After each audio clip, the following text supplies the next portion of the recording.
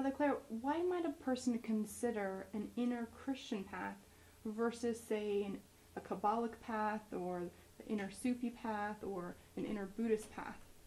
What are the differences?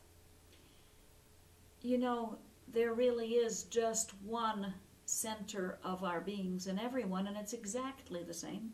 We all have pure God at the center of our beings. And in fact, that because it's pure God, how could it be different from one person to the next? So the pure God within us all is exactly the same. And then around that we have our souls, which vary from person to person because our souls have been influenced and formed through our many life experiences over our numerous lives we've been on earth.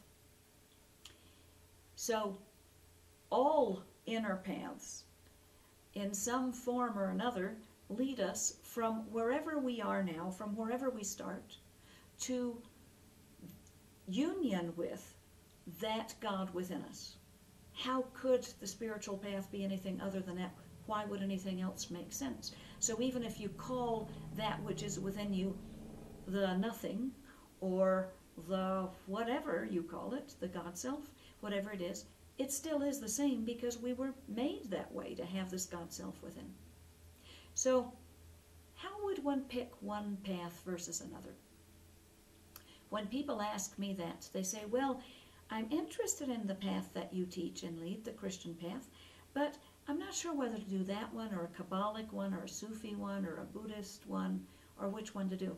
My first question is very practical. I say, well, you've checked us out. You see that we are a full path. We offer a complete possibility of growth from where you start all the way into that union with God.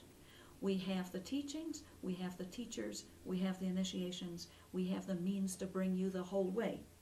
Now, if that's what you want to go the whole way, have you found another path that has those kind of teachers and teachings and initiations, and that is willing to teach you? Is it actually accessible to you?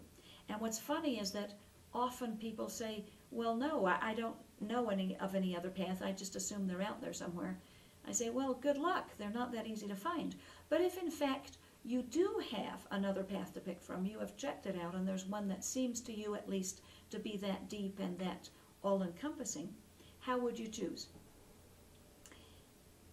Obviously, you need to choose by what your heart calls you to. You need to listen inside and, to the best of your ability, hear that still small voice inside and listen to what it's drawing you to. Why would some people prefer to choose the Christian path over the others? I know many of you may prefer not to have a Christian path. You may have a bias against it. You need to be careful of biases. To not choose a path because you're prejudiced or biased against that religion would be a grave spiritual mistake. You need to carefully clear yourself of biases and prejudices so that your choice will be based in truth and in what the divine is calling you to, without you saying, oh, I won't take that one. You can call me to anything but not that one. Who do you think you are to say that to God? So after clearing yourself of biases, and you seem open, some things what you may consider while you're waiting to hear from the still small voice inside what you should do is this. My plug for the mystical Christian path is that one thing we have powerfully is something that the Master Jesus brought us, and that is the enormity of the gift of forgiveness of our karma. When Jesus came, and when Mother Mary came, and we teach them as being equals, when they came, they brought us a means by which our karma could be completely erased off of our souls. Not just a little bit like some gurus and teachers offer, they can help lift a little of your karma. They actually brought the means to lift all of our karma.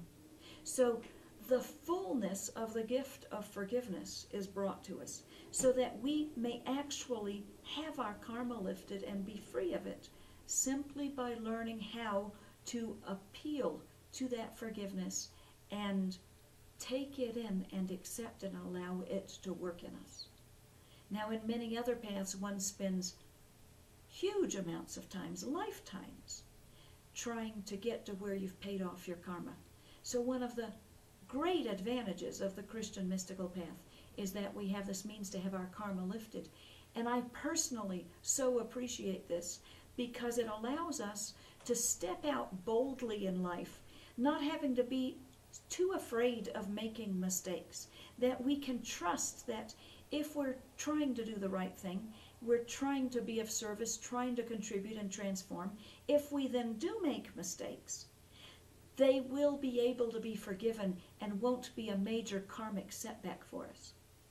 I see many who don't know of the access they could have to the forgiveness, being so afraid to do anything, they sit hiding in their ivory castles, trying to just not make any mistakes so they can finally get off the karmic wheel and not have to keep reincarnating.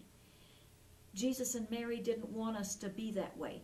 They wanted us to be boldly involved in the world and in giving and stepping out and entrusting ourselves to them, that they will cover us if we inadvertently do make mistakes, which we always will, that those mistakes can be lifted and we can be free once again of our karma.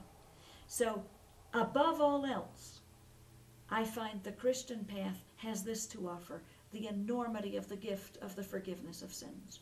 Each path does have various things to offer, but this is the golden one of the mystical Christian path.